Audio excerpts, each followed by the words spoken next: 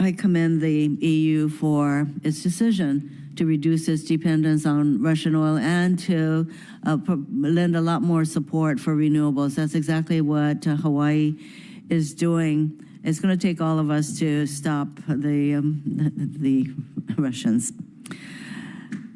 Hawaii has made a lot of progress towards its renewable energy goal, reaching over 40% last year, but it is still the most petroleum-dependent state in the nation. And basically, Hawaii started off being 100% pretty much dependent on importation of oil from outside of our state because we are not an oil-producing state at all. So after Russia's invasion, people in Hawaii faced high prices at the gas pump and on their energy bills. Not the only state to have that experience, but with Hawaii with increases of 10 to 20% due to the use of oil to generate electricity.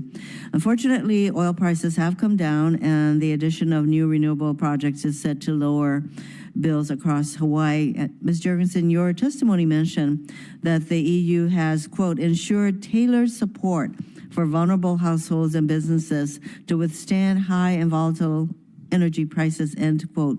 What are the policies that you think have been helpful to people in Europe?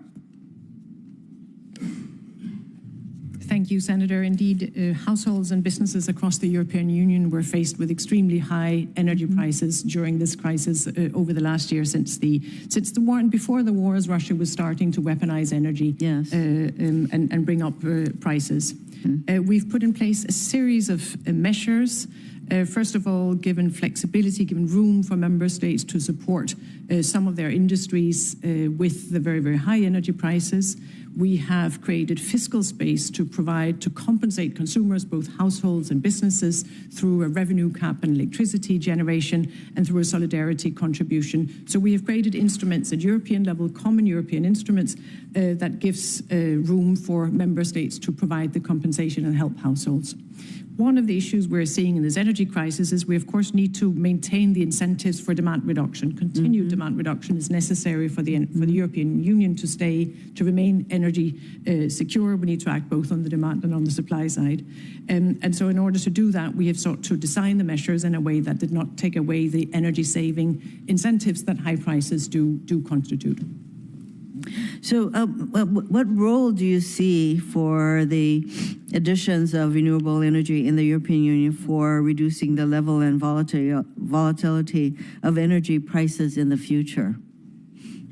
We see a significant role for renewable energy in that context, again, both for our security of supply, for our resilience, and for our climate targets, our climate goals.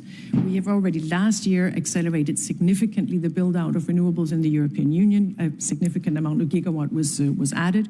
What we did to achieve that was both to facilitate our permitting rules, to accelerate permitting, because there's typically some delay in the procedures for renewables.